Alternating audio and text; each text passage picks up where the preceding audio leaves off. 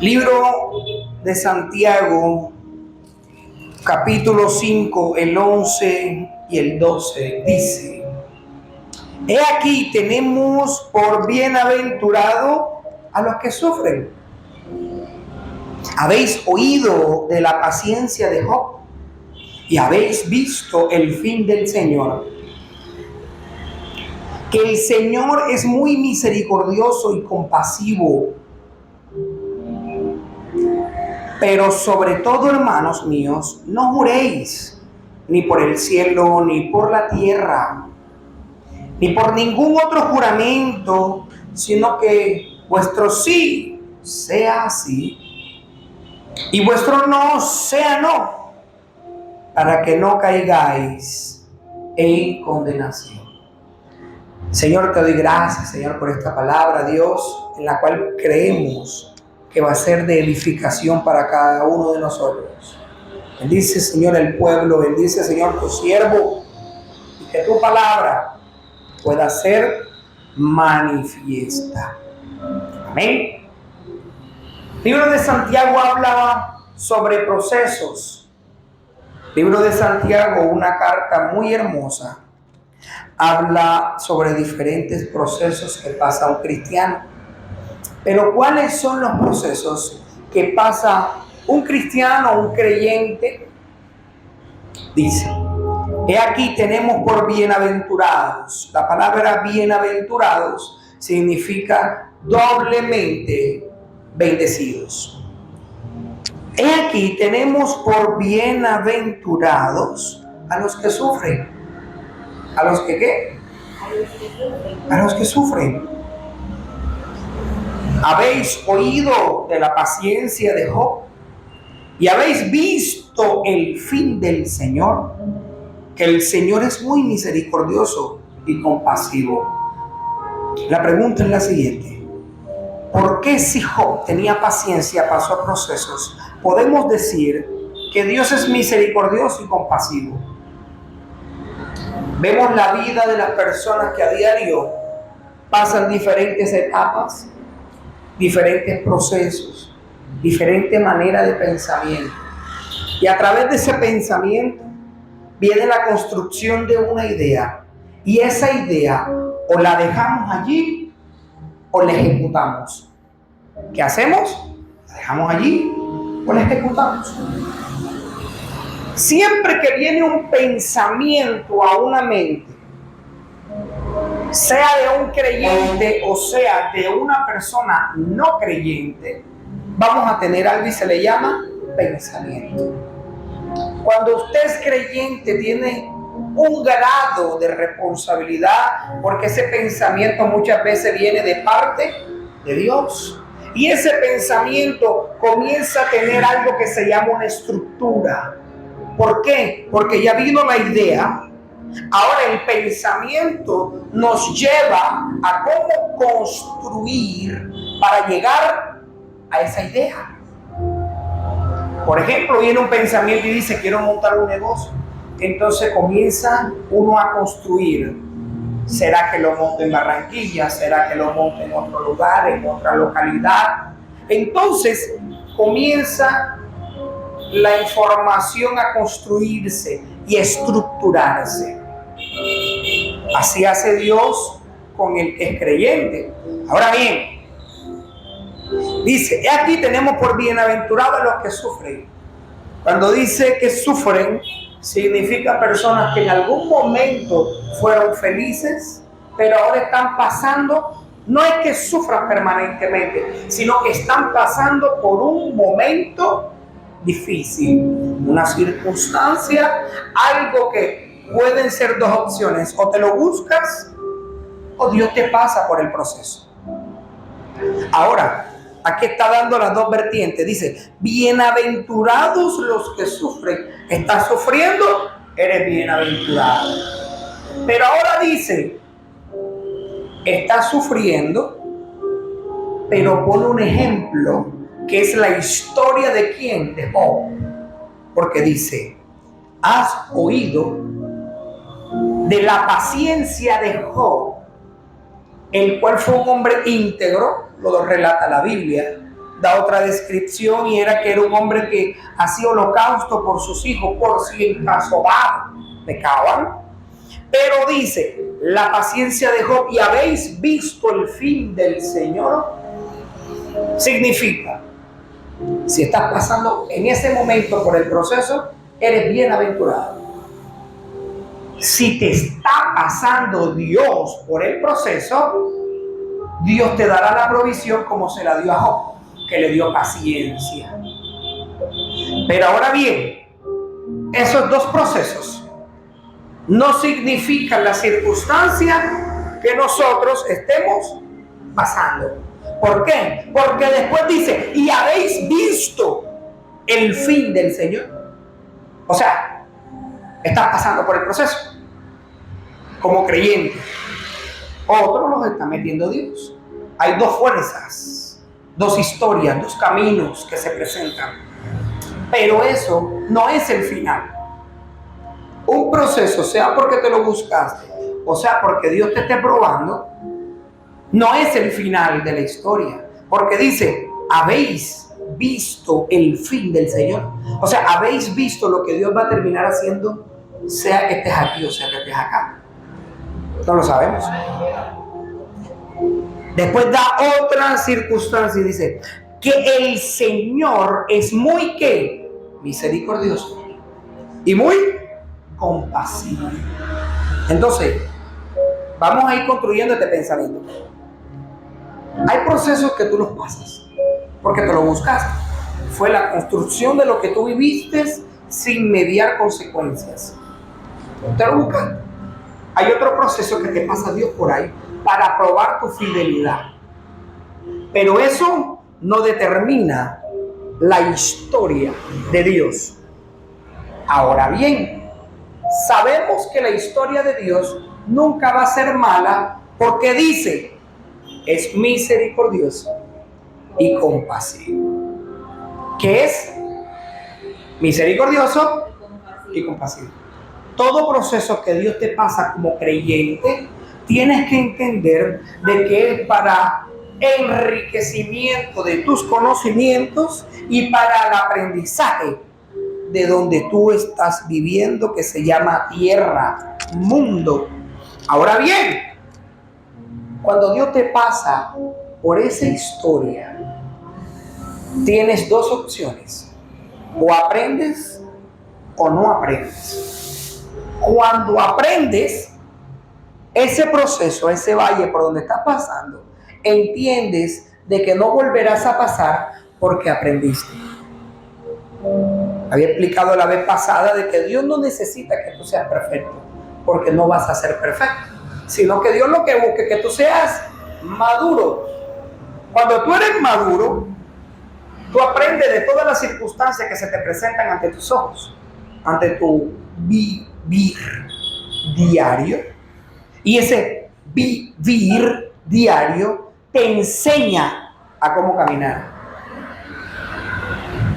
te enseña a cómo pensar, te enseña de que todos los procesos son necesarios, pero en cada proceso tiene una enseñanza que extraer. Y esa enseñanza va a ser el enriquecimiento de nuestra vida, porque más adelante sabremos cómo actuar, no porque me lo dijeron, no como dice aquí, habéis oído, no porque lo oí, sino porque lo viví.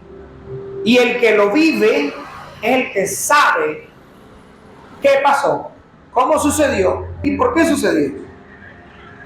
Pero ahora bien, dice, pero sobre todo, hermanos míos, no juréis ni por el cielo, ni por la tierra, ni por ningún otro juramento. Está generalizando.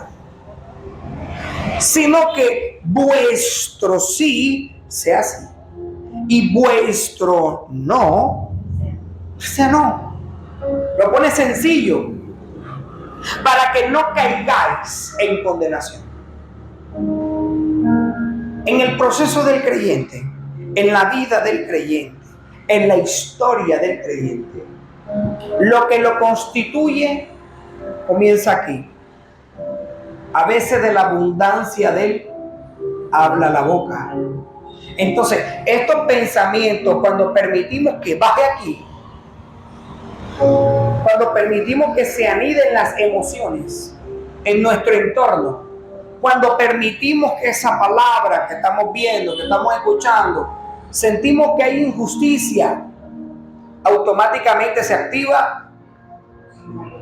Entonces, cuando habla de jurar, cuando habla de prometer, habla de que no solamente guardes tu fe en tu sí sea sí y en tu no sea no, sino que te está diciendo también de que todo lo que vayas a hacer tienes que tener cuidado con la boca.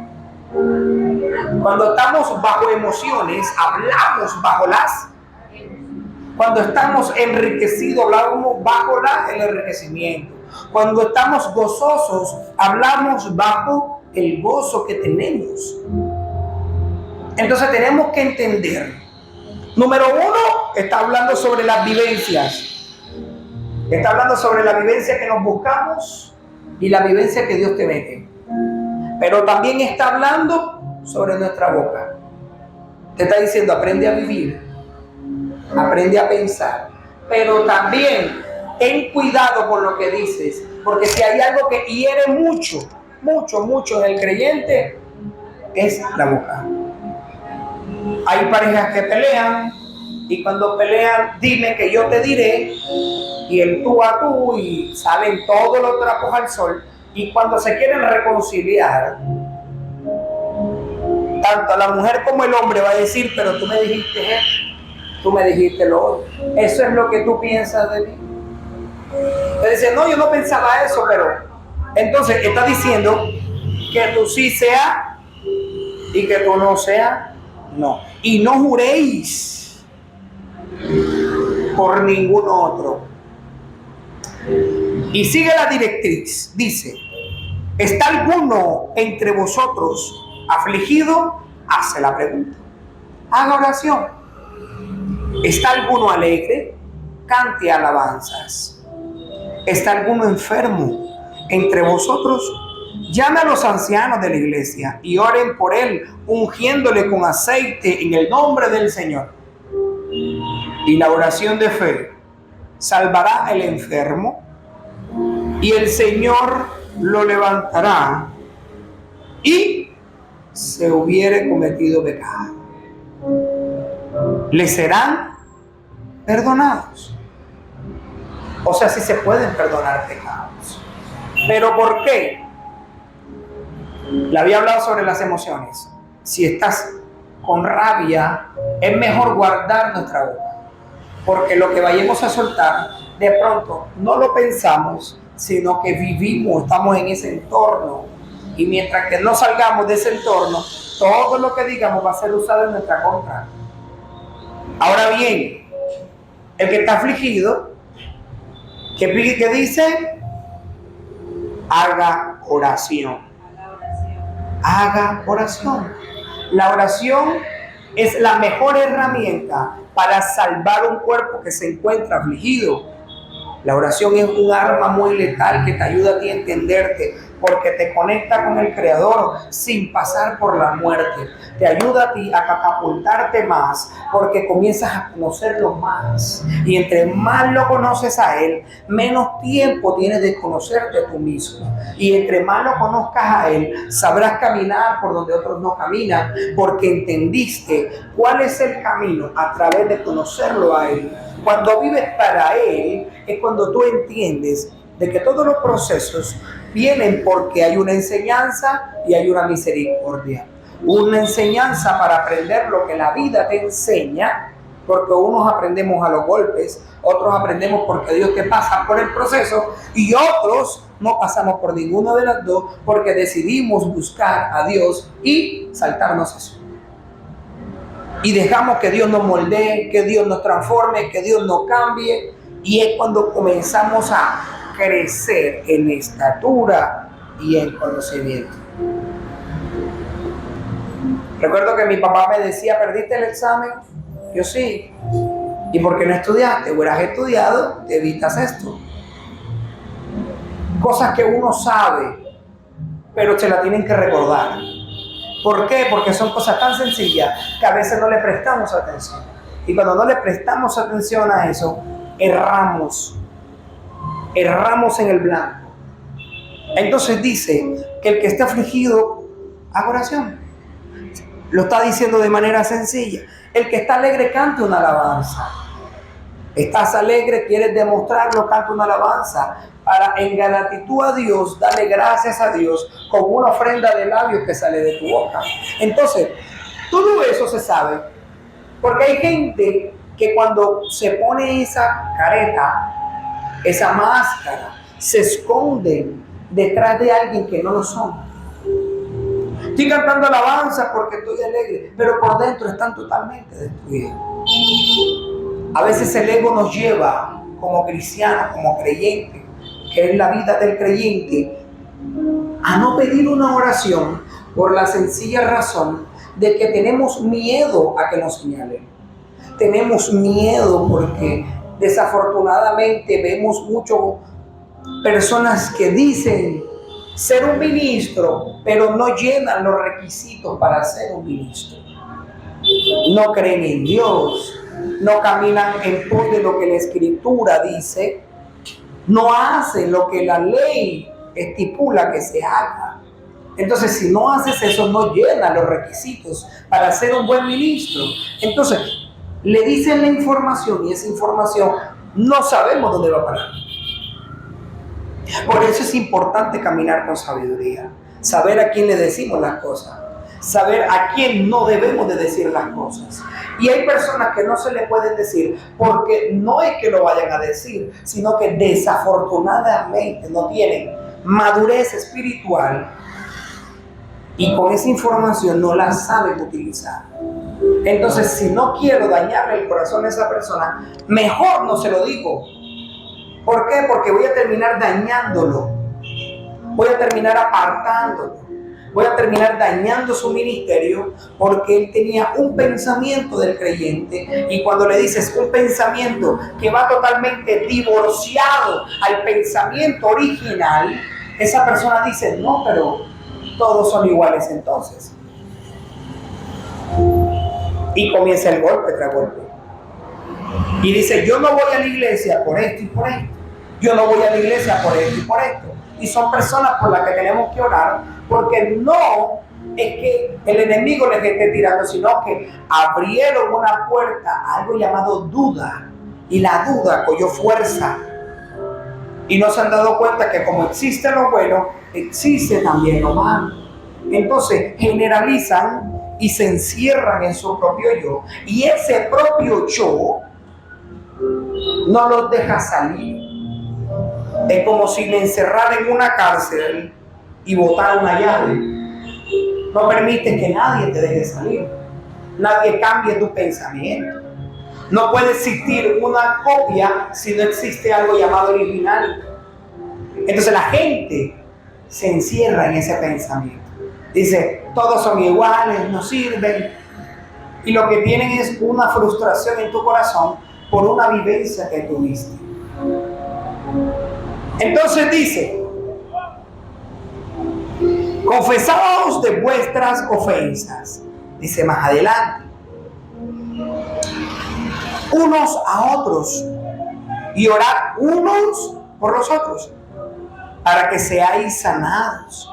La oración eficaz del justo puede mucho.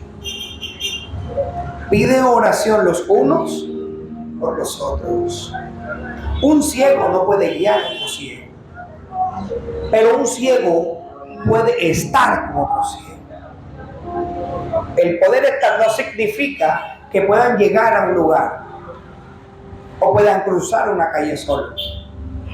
Siempre la persona va a necesitar de otra persona para que la ayude.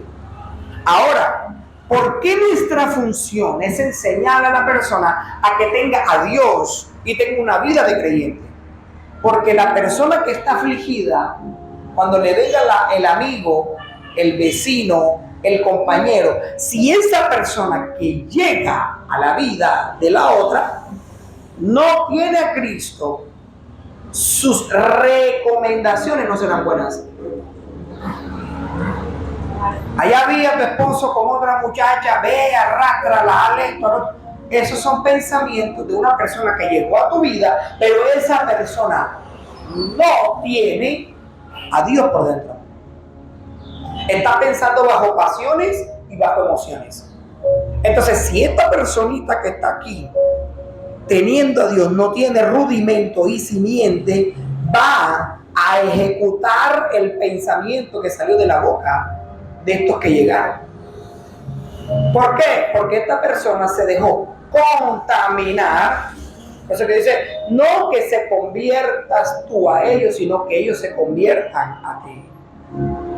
Y para eso se necesita tener una simiente, una base, una estructura, donde uno dice, de aquí nadie me mueve. Ahora bien, cuando se pide oración los unos por los otros, se habla de una persona que tenga a Dios a otra persona que tenga a Dios. Y si esa persona tiene a Dios y el otro no, esa persona que tiene a Dios puede orar por esa. Pero una persona que no tenga a Dios, ¿cómo ora por la que tiene a Dios? Y debería ser al revés. ¿En quién se está inspirando si no tiene a Dios? ¿En quién se inspira? Por eso es necesario que las personas tengan a Dios y sean creyentes, porque la persona siendo creyente va a orar por ti en todo tiempo, en todo momento, y lo que saldrá de sus labios será consejo divino, porque van inspirados de lo que leyó aquí, de lo que aprendió aquí, de lo que vivió con esto, y sabrá cómo llegar al momento de salir, porque sencillamente creyó. El título se llama La vida del creyente. Dice, Elías era hombre sujeto a pasiones semejantes a las nuestras, y oró fervientemente para que no lloviese. Y no llovió sobre la tierra por 3 años y 6 meses. ¿Por qué? Porque la vida de una persona que es justa es una vida que tiene un propósito. Ese propósito, para llegar a él, no es fácil. Si fuera fácil, todos estuvieran ahí. Todo tiene un propósito, todo tiene un porqué, todo tiene un para qué. Ese por qué y el para qué, a veces se lo preguntamos a Dios antes de que suceda.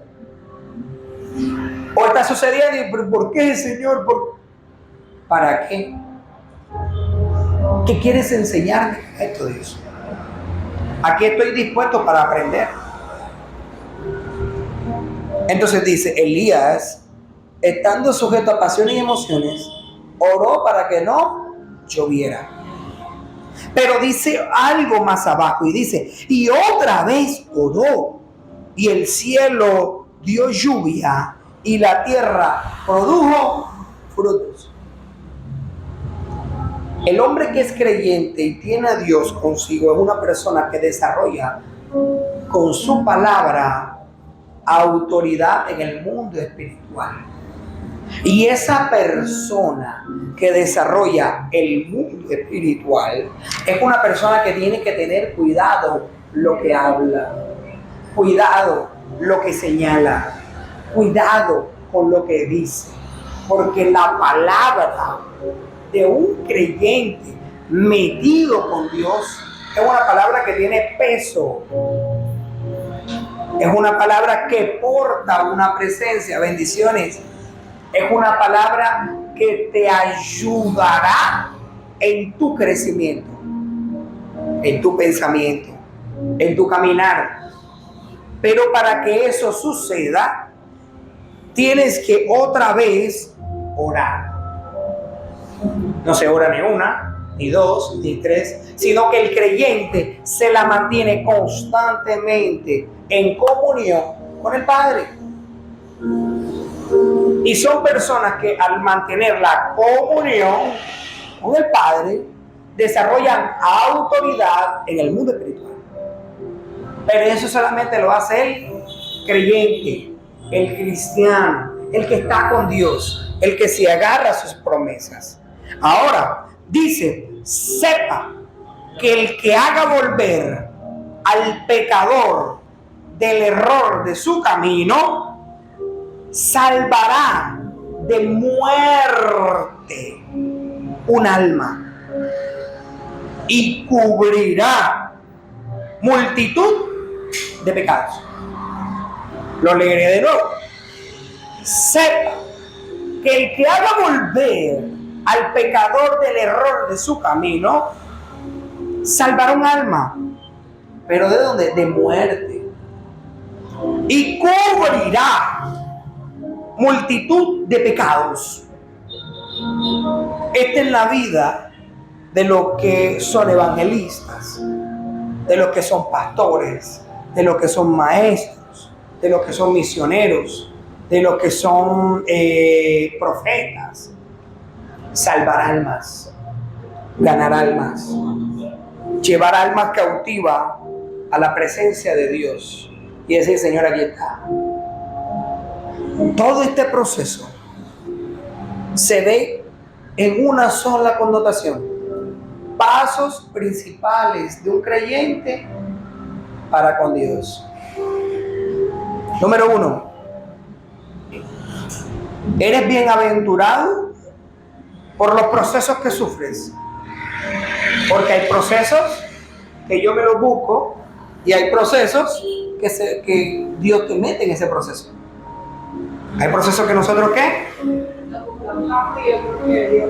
Y hay otro que Dios te mete en el proceso. Pero siendo así, cualquiera de las dos, eres bienaventurado, eres doblemente bendecido.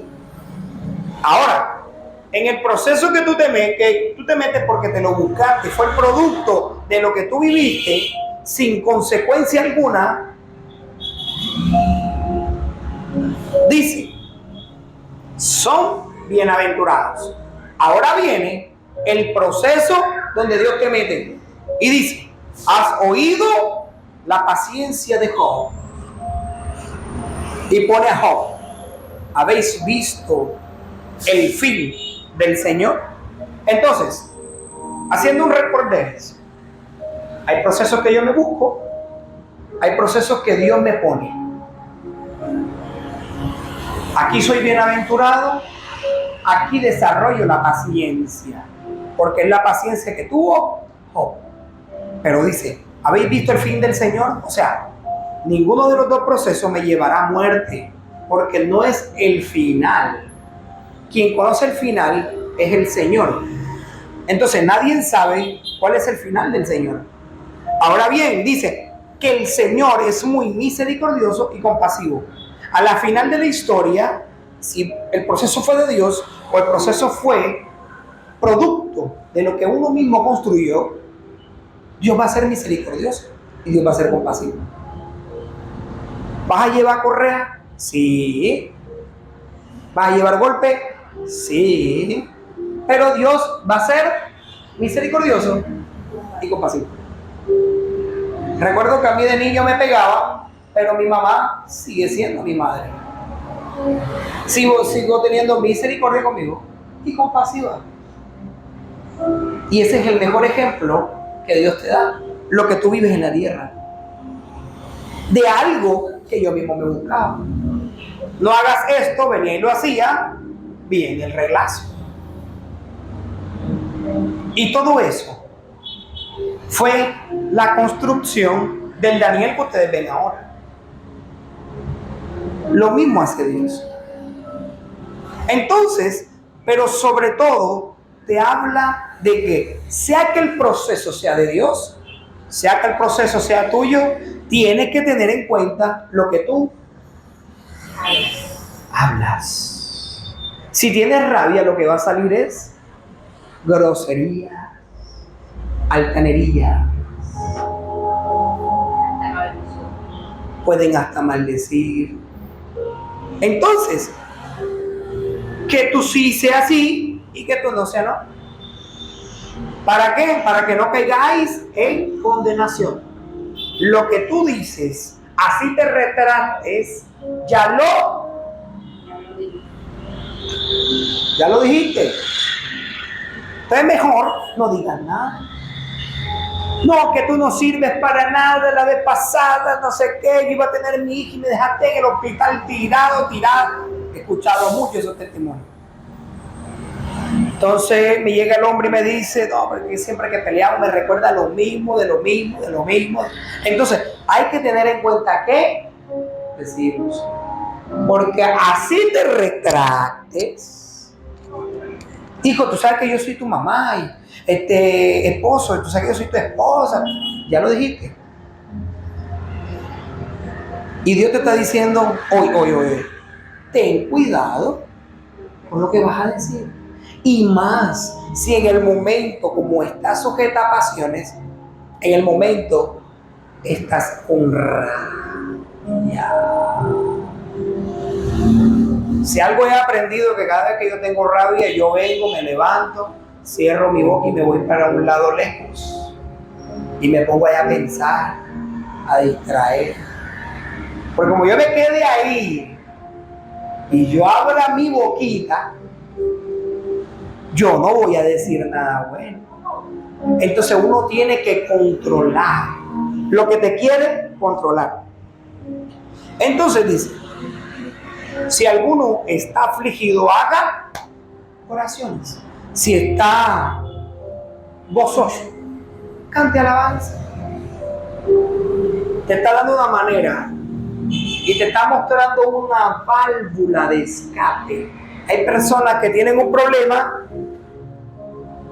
y a lo que tienen el problema se lo callan. Y cuando esa persona se desahoga, ay Dios mío, te va a tener un largo rato ahí.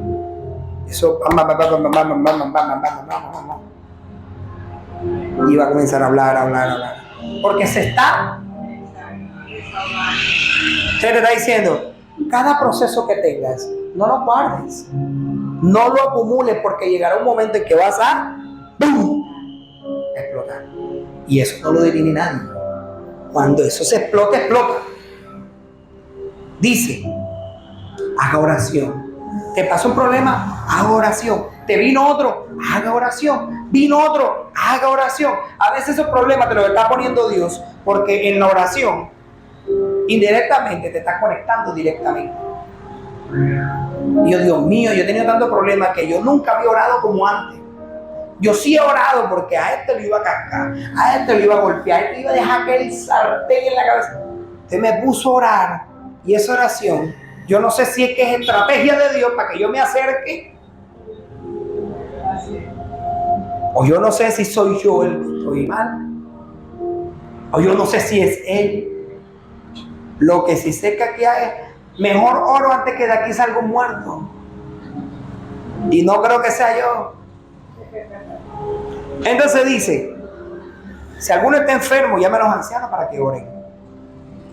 La oración de fe, o sea que tu oración tiene que ir no con quejas, sino no con petición, sino con fe. Hay gente que va a Dios y dice, Señor, quiero un carro, una casa, una beca. Y es el producto de niños. ¿Usted nunca ha visto un niño haciendo la lista para Papá Noel? Una lista que parece un papel higiénico. Así a veces llegamos a Dios y estamos grandes. Y no hemos discernido que lo que hacen los niños todavía lo tenemos aquí y lo hacemos de grande. Entonces, la oración tiene que ir con una sola cosa, pide. Dice, con fe salvará al enfermo y el Señor lo levantará. Y si fuera cometido pecados, se le serán perdonados. Le dice, Dios no me va a perdonar. Aquí dice que sí. Pero es que Dios, a mí me han dicho que... Te lo dijeron. Eso fue lo que te dijo el hombre. Aquí no me dice eso. Aquí me dice otra cosa. Y si aquí me lo dice, a mí nadie me saca de ahí. Si Dios se lo dijo, ¿quién la saca ustedes? Confesaos vuestras ofensas, no los pecados, vuestras ofensas. unos a otros y orar los unos por los otros. Estaba Moisés con la vara hacia arriba y el pueblo prevalecía. Cuando bajaba los brazos, el pueblo se desanimaba. Entonces vino un Aarón y vino un Hur y le subieron una. Y así se quedaron y lo sentaron a él en una piedra. Hay personas que necesitas en tu vida para que te levanten. Pero tú mismo te vas a dar cuenta cuando son personas que te van a levantar los brazos, como también van a venir personas y te van a decir, no le abres la puerta, déjalo que duerma afuera. Échale agua caliente. Dáñale la ropa con una tijera. Bótasela por la ventana. Van a venir personas con ese pensamiento y van a venir personas que van a orar por ti. ¿Cuál decides tú? El que creyente va a coger él. El que está bajo pasiones pero no tiene a Dios va a coger él. Y no sabe que al hacer esta hay algo en la vida que se llama consecuencias. Todo acto tiene una consecuencia, sea bueno o sea malo. Siempre tiene una ¿qué? Consecuencia. Y la vamos a pagar aquí mismo. Y por último dice, sepa que el que haga volver al pecador del error, de su mal camino, o de su error, de su camino, salvará de muerte un alma. A veces la persona que va a recibir el consejo no eres tú.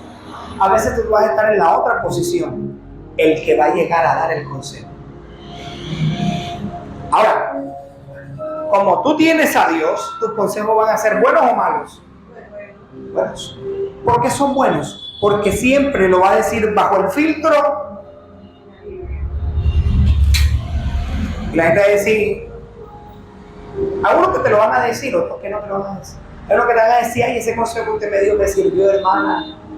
Como hay otros que por ego, te lo van a decir. Pero lo saben. Y con que lo sepan y lo tengan aquí, es más que suficiente. Yo, pues, en lo personal me doy por bien servido. Hice la voluntad de Dios donde me dijo, si él o ella que me escuchó no lo puso a práctica o en práctica, yo cumplí hasta donde estuve. ¿Entienden? Eso es lo que usted debe hacer.